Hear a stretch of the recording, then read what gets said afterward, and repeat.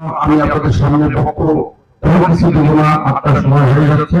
শুধু একটু কথা বলবো যে যেহেতু আমি প্রার্থী যেহেতু কথা না বলে আমার মন খারাপ করবেন।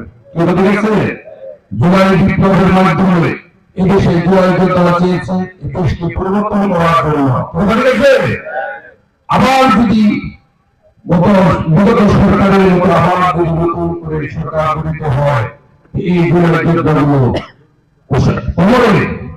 তারা শান্তি পাবে না। কিভাবে? তারা চেয়েছিল এই দেশ বৈষম্যমুক্ত করার জন্য। তারা এই আপনাদেরকে এই দেশ আমরা মানবিক রাষ্ট্র মানবিক রাষ্ট্র করে গঠন করতে পারি, উন্নত রাষ্ট্র করে গঠন করতে পারি, নতুন একটি দেশ গঠন করতে পারি। এই স্বাধীনতা হয়েছে ৭১ সালে, বিশেষ করে জুলাই বিপ্লব আবার নতুন স্বাধীনতা পেয়েছে, কিন্তু আমরা যে উদ্দেশ্যে স্বাধীনতা চেয়েছি তা কিন্তু আমরা খুঁজে পাই নাই। এখন আপনাদের যারা ভোটার সামনে সুযোগ এসেছে, আপনার নির্বাচন করবেন কাকে, ভালো লোককে না মন্দ লোককে, এটা ব্যবহার আপনাদের হাতে।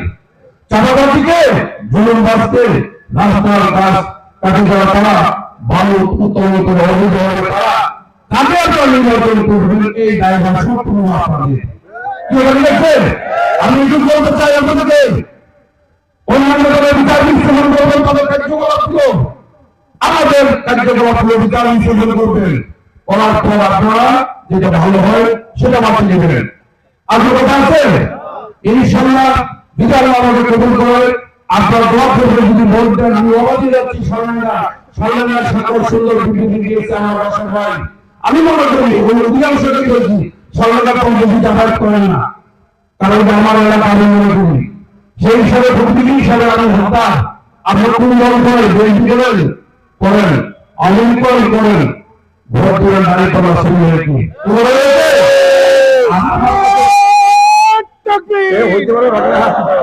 আপনারা আমার কাছে যাবেন সরাসরি, কোনো আওয়ামী কি আছে না নাই, কোনো মিডিয়ায় যেতে হবে না। এই সরকার যেহেতু সময় শর্ট, অনেকগুলো কথা মনে করছি কথা বলার জন্য আমি একটু আশ্বস্ত করতেছি, আল্লাহ যদি গ্রহণ করে আপনারা যদি ভোট দেন, আমি বোধ থাকা অবস্থার সম্মান ভাবনা দিয়ে যা কিছু পেয়েছি সব দিয়ে দিয়েছিল। সত্যতা সত্য। এবার যদি আমি এমপি হই, সরকারের যা কিছু সুযোগ সুবিধা পাবো, সম্মানের ভাতা পাবো, যা কিছু পাবো সব মসজিদ মন্দির অসহায় মানুষের কাছে দিয়ে দিয়ে যাবো। একটি টাকা যদি খাই আমি হারা হয়ে যাবে, হারা হয়ে যাবে, হারা হয়ে যাবে। ভগবানের তো সত্য কি, সবচেয়ে বড় ব্যাপার ধরো মানুষ সেবা করা। ঠিক আছে, আমি নামাজ পড়লাম, তাহাজ্জুদ পড়লাম, সুন্দর খাইলে ঘুমাইলাম, প্রতিবেশী না খাই আছে আজকে দিলে না বাবা। সবচেয়ে ইবাদত করার কোনটা বেশি? মানব সেবা। যত কিছু আছে মানুষের জন্য কিন্তু হচ্ছে আমরা সর্বশেষ মাখলুকাত। এই জন্য আমি মানুষকে সেবা ছোট থেকে আপনারা আমার ভালো মন্দ সবাই আপনারা জানেন।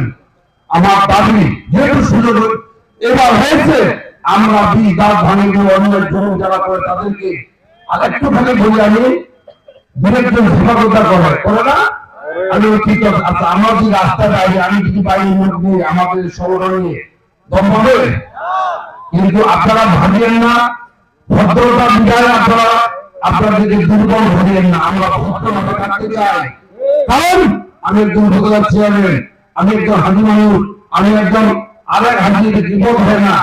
ওদিন গান বাড়িতে বোকায় ফেসবুকে দেখবেন কয়টা গান শুনলেন, রিকোয়েস্ট করবে 3টা, তখন বলতে আলহামদুলিল্লাহ আর 2টা গান হবে।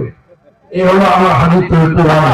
দুঃখ দুঃখ দুঃখ হাসেন না বাবা, ভুল করেন একটা ভোট কোথাও দিতে পারবেন না। ইনশাআল্লাহ ভোটটা জানে ছেড়ে দিলেন, এই সিএম 12 তারিখে দিলেন, এটা জানা দিতে সুন্দর পাবেন এবং 5 বছরও পাবেন। এই যদি চরিত্র হয়, কাছাকাছি যাইলেন হইয়া, কাছাকাছি যাইলেন খালি আমাদের দল করি সেই দল করি। আমি সাল্লাল্লাহু বলি, আমি কিন্তু হাজি পাওয়া যাইনি জীবনে। কথা ঠিক আছে, ওদিন গেলাম ঘরের প্রচারের জন্য, বলবো এখানে সবাই দিয়ে দিবা, খালি 2টা ভোট দিয়ে দিতে হবে, তারাও ভর্তি পাবো, তারা 80-90 বছরের পুরা ইমানকে বলতেছে প্রথম বারে মুখ্যমন্ত্রী আমরা বলে থাকি। 2 বাবা ধরে গেলাম ওভাবে গোটা সময় ভেঙে দিচ্ছে, এখন আলাদা নাই। ওই জিয়ার বিরোধী সরকার নাই আছে, আপনারা বলেন আমরা সবাই জবাব দিয়ে ভোট দিয়ে দিব আপনাদেরকে। কি আছে? একদিন যেদিনে দেখবেন মোবাইল, সেই দিনে ওই অপকর্ম ছাড়া আর এই যে কার্ড গেছে, এই গেছে, সেই গেছে, ভাই এটা কোনো সত্যি? তোমাদের এরা বলছেন তখন কি বলছেন ফ্যামিলি কার্ড, এগুলো বলতে লজ্জা লাগে, কিন্তু না বললে তো হয় না, কিছু না হলে তো আপনাদের মনে আসবে না। এই জন্য সবকিছু বেড়াবে ভুলে যায়। আপনারা ন্যায়ের প্রতি দাঁড়িপাল্লা মার্কায়, দলের প্রতি দাঁড়িপাল্লা মার্কায় ভোট দেওয়া আল্লাহ কবুল রাখে। যদি আল্লাহ সুযোগ হয় পরে আমি বক্তব্য সাধারণ